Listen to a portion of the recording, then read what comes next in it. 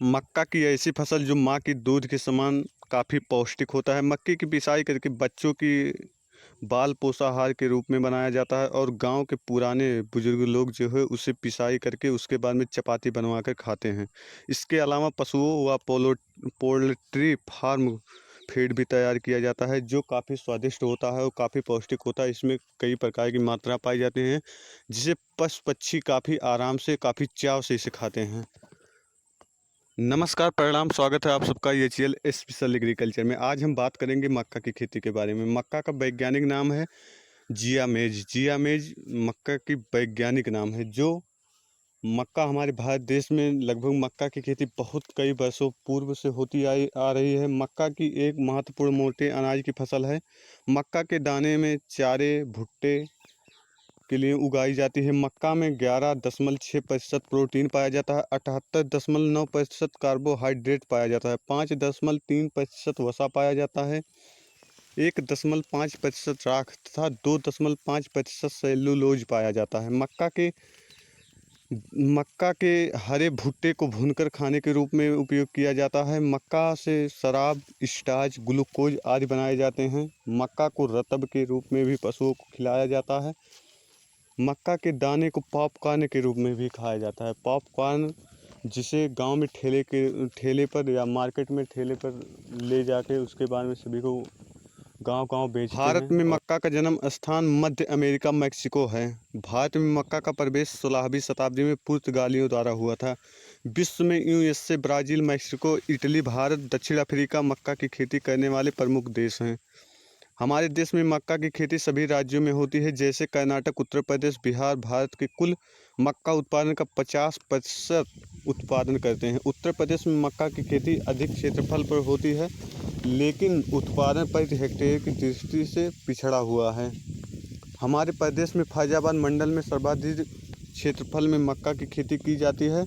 इसके बाद लखनऊ, मेरठ, आगरा मंडल का नंबर आता है। उत्पादन की दृष्टि से फैजाबाद मंडल आगे है।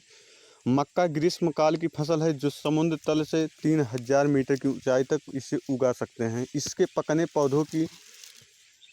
पकने एवं पौधों की विकास वृद्धि सभी अवस्थाओं में तापमान पर निर्भर करता है। अगर 25 डिग्री सेल्सियस के आसपास तापमान है तो यह अच्छी तरह से अपना विकास वृद्धि और अच्छी तरह से इसमें दाने बनते हैं और समय से यह पककर तैयार हो जाती है। आप देख रहे हैं हमारे खेत में मक्का की फसल है जिसे हम बुआई किए थे और इस समय वह एकदम से पककर तैयार हो चुकी है, जिसे पशु पक्षी भी काफ़ी नुकसान पहुंचा रहे हैं और अब वो कटाई करने का समय हो चुका है और उसे कटाई किया जा रहा है।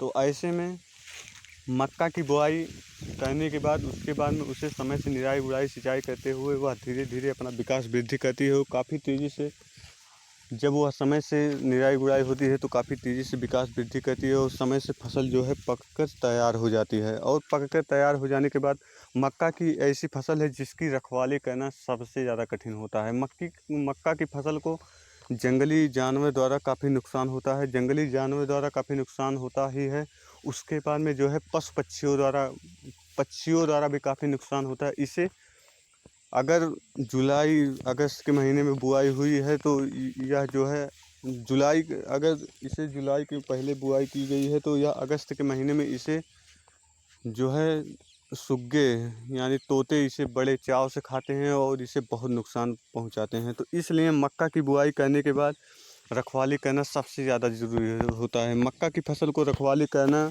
अत्यंत आवश्यक होता है। मक्का की फसल के लिए पाला अत्यंत हानिकारक है। कहीं कहीं मक्का को रबी के मौसम में भी उगाया जाता है। मक्का की विकास वृद्धि के लिए अधिक नमी, अधिक आर्द्रता की आवश्यकता होती है। मक्का की बुआई के समय 18 डिग्री सेल्सियस से कम तापमान होने पर अंकुरण विलंब से होता है। मक्का की खेती उचित मृदा प्रबंध द्वारा अनेक प्रकार की भूमियों में की जा सकती है। मक्का की खेती जिस मिट्टी में की जाए उसमें पानी नहीं रुकना चाहिए, नहीं तो मक्का की फसल सूखने लगती है। इसलिए उचित जल निकास वाली भूमि पर ही मक्का की खेती करना चाहिए। उचित जल निकास की व्यवस्था रहे तभी मक्का की खेती करना चाहिए, जिससे कि खेत में पानी रुके ना और जो है उपज मिलती रहे काफ़ी अच्छी। तो मक्का की खेती जो है ऐसी भूमि में करना चाहिए जिसका पीएच मान 6 से 7 हो।